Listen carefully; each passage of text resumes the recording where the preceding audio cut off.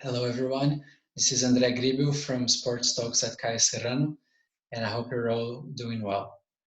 On today's Pocket Show, I'll briefly explain to you FIFA's solidarity systems.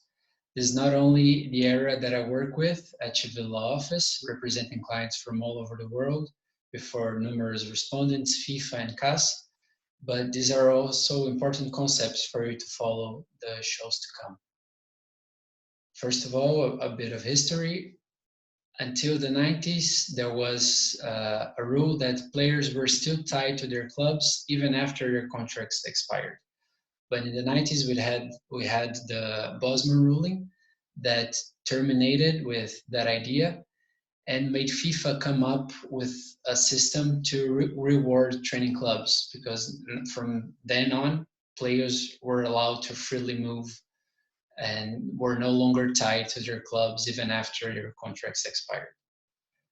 These systems are applied to men's 11-a-side football, and they are FIFA training compensation and FIFA solidarity contribution. Before we get into those, the training period of a player is considered the one between the season of his 12th birthday and his 23rd birthday. First, we'll tackle the training compensation system, which is when a player is registered for the first time as a professional. All of the clubs that train this player up until the age of 21, and this first registration as a professional needs to be up until the age of 23, up until the season of the 23rd birthday of the player. The clubs that train him until the season of his 21st birthday are entitled training compensation. This is one type for the first registration as a professional. And then we have the subsequent transfer of a professional. The player is already a professional and he moves to another national association to play as a professional. And before, again, the end of the season of his 23rd birthday. And the former club is entitled training compensation for the training provided until the season of the 21st birthday of that player. And then we have the scenario in which the player is a professional, he leaves the club as an amateur, and he, within in a time period smaller than 30 months, he registers again as a professional, and again before the end of the season of the 23rd birthday. In that scenario, not only the amateur clubs in between the two professional registrations, but also the last club in which he was registered as a professional are entitled for the training provided until the 21st birthday, the season of the 21st birthday, are entitled training compensation. The training compensation will not be due if a player moves to an amateur club and stays as an amateur for more than 30 months, and also in other scenarios that I'll come to later. The amounts due as training compensation are presented in a chart published by FIFA, in which we have the different continental confederations, and within each, 4 categories from 1 to 4, being 1 the highest category, where clubs are categorized regarding the financial investments they make to the development of youth players. The idea behind training compensation is for the training clubs to receive the amounts the new club would have to pay had it trained the player itself.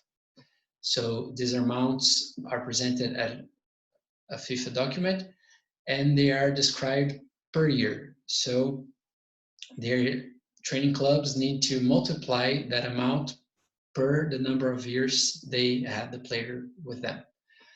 And because players at a young age, between 12 and 15, we cannot tell at that moment if they will become professionals, and also not to increase so much the costs of training compensation, this training period is to be categorized under category 4, which is the lowest amount for training compensation. And then after that, it's the proper amount of the new club, the amount that the club would have spent had it trained itself, to be distributed to the training clubs. Coming back to the situations in which training compensation are not due, these are when I just said training compensation categories are from 1 to 4. If the player moves to a club that is categorized as category 4, no training compensation is due.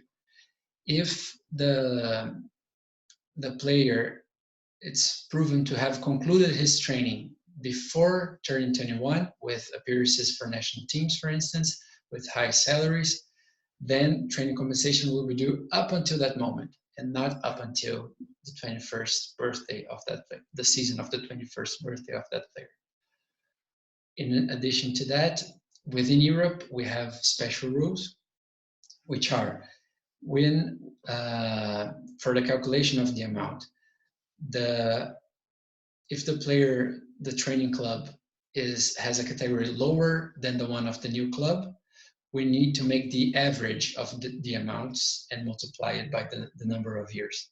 If the player moves from a training club with a category higher than the one of the new club, then the category of the new club is to be taken into consideration. Also, in Europe, clubs need to present, to offer contract to that player to show the interest of keeping the player to be entitled training compensation. Otherwise, they are not entitled. And another scenario, which is global, is if the club terminates the player's contract without just cause, then this club is also not entitled to training compensation. After this quick overview, what is important to bear in mind is that training compensation is due for each club for the training of each specific player only once. So the club will only receive either when the player signs for the first time as a professional or in a subsequent transfer of that player, meaning there's only one payment to be received in training compensation for each player. After that, we have the solidarity mechanism, the solidarity contribution system, which is for the training provided between the seasons of the 12th and 23rd birthday of the player. And it's a 5% amount. And before we get into that, I'm sorry, just a quick note. Training compensation is due regardless if there's a fee involved in the movement of the player or not. So if the player moves for no fee, training compensation should be due. And if the player moves for a fee and the contract doesn't clearly state that the amounts paid are excluded of training compensation, it is understood that training compensation is already included on the amounts paid, so there's no extra payment to request. For now, moving to FIFA Solidarity Contribution, as I said, the training is between the season of the 12th and 23rd birthday, and this one, clubs will benefit always whenever the player moves for a fee. For the new club pays the former club a fee for the transfer of the player. 5% of the amounts paid are to be distributed among the players' training clubs. These 5% are divided in 0.25% per year for the seasons of the 12th, 13th, 14th, and 15th birthday of the player, and from the 16th until the 23rd, it's 0.5%. And these are payments that will always be received. These are payments that really help the financial health of training clubs. And a very good example in that matter is Malmo, which is Zlatan Ibrahimovic's training club and where he appeared to the world before joining Ajax. Given the training provided to Zlatan, whenever Zlatan moves, Malmo receives a payment. So, and he's moving internationally, constantly going to Ajax, to Barcelona, to Inter, to PSG, the MLS, Milan, Man United, all of these times Malmo got paid. And these revenues are very important for training clubs because they allow the training clubs to keep on developing young players and also allow them to have the necessary structure to cause a beneficial social impact in the area where they're placed, because most legislations in the world require that training clubs also provide a proper education for the player, because it's not sure that every player trained will become a professional player. Actually, the ratio is very small. The amounts of players to be trained for for us to have one professional players is huge. So all of these other players need to have a proper education to be able to develop their lives in other areas of work. And the money training clubs receive also help that end.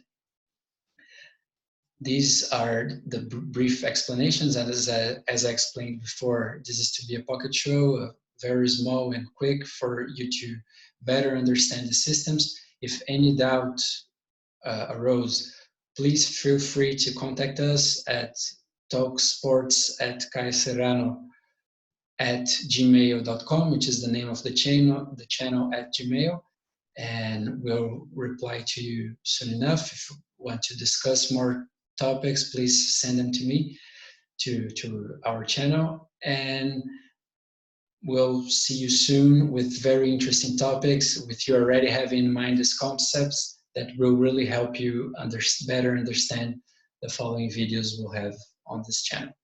Thank you very much and see you soon. Ciao.